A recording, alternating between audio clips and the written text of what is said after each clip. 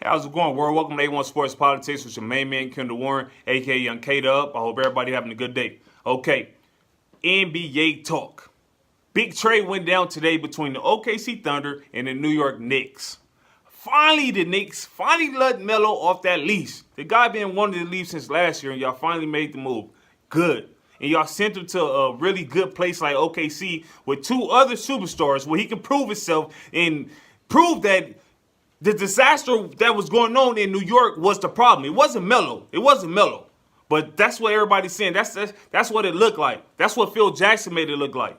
And that's why ESPN ranked Melo and disrespected Melo. Let me say that. It was very disrespectful for them to rate Melo at 65.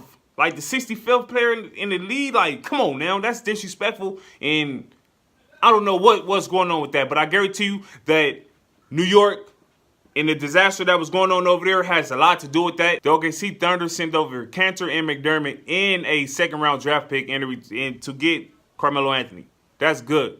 I feel like it's beneficial for both teams. When trades happen, that's what's supposed to happen. But it's supposed to be great for both teams, and it's not too bad for the Knicks. No, they didn't get a superstar or they didn't even get an all-star in return. But we don't know what's that second-round pick gonna be. We don't know what these two other players, Cantor and McDermott, gonna end up. We don't know how they gonna turn out. They have potential. They're young still, but this trade was a good trade, and I promise y'all, I always was wondering why isn't the OKC Thunder in talks to get Carmelo Anthony? Ever since all the drama been going on since last year, the year before that, and really last year, when KD was playing his first year in the Golden State. And I was wondering, why wouldn't the Thunder go after Carmelo? Because if you look at it, they lost one of the top 3 players in the league, top 2 players in the league in KD. Yeah, probably top 1 player. I don't know.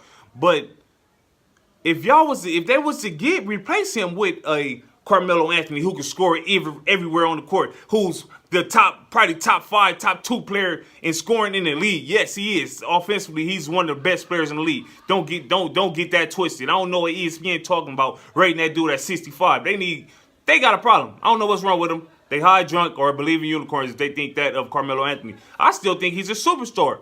He's not that guy that superstar that he was in Denver. No, he wasn't. He's not that. But everything that was going on in New York, it wasn't his problem. It wasn't his problem. And that's what he getting blamed for. But I'm glad that he's in OKC with 2 other great all-star superstars at that. Not all-star, superstars in Westbrook and Paul George.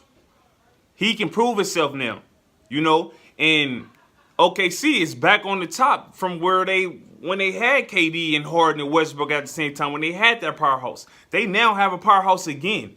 And it's great for that organization to rebuild like that. That's a hell of a trade by the GM, by the whole the whole staffing for OKC. That was great for them to make this run for Melo. Even after y'all got the great Paul George, who's a top 7 player in the league.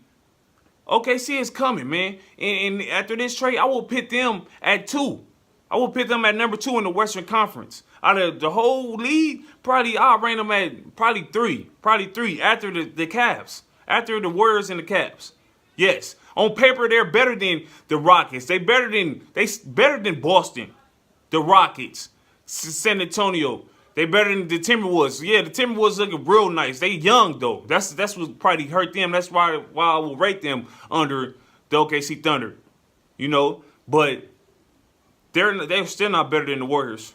That's one team that they're not better than on paper. They're not better than them on paper, and they're not better than them in reality as far as playing. Why? Because they have a system over there.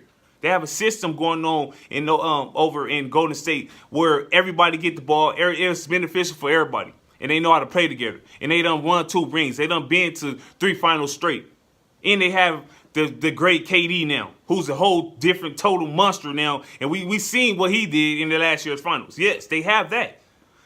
You cannot jump the gun and say that OKC is better than them. No, you can't say that. But if you playing 2K, yeah, I'll go get OKC against the Warriors. Yeah, I'll do that. But we talking about real life right now, reality.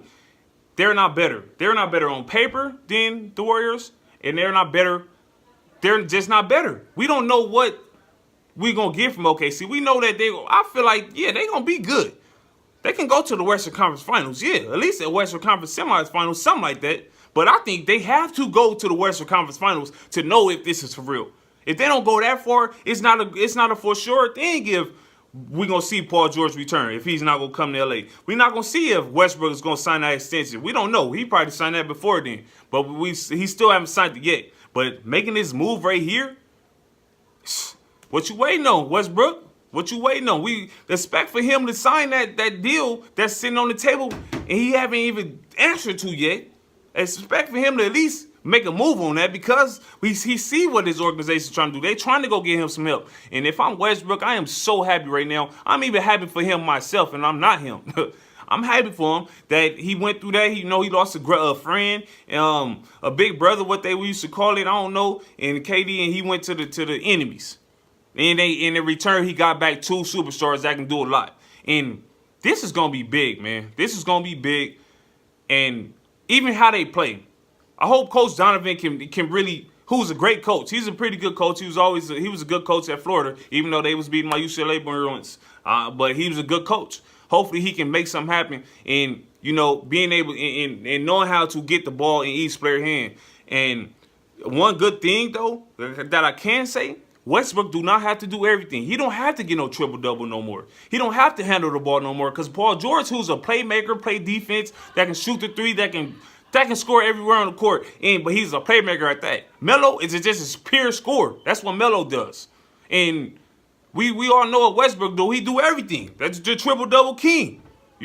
This is big for the OKC Thunder. Congratulations to them.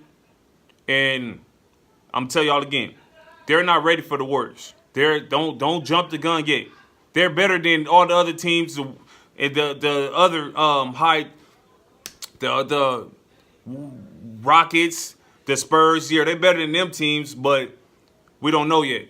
This is just on paper. That's all we can go off right now.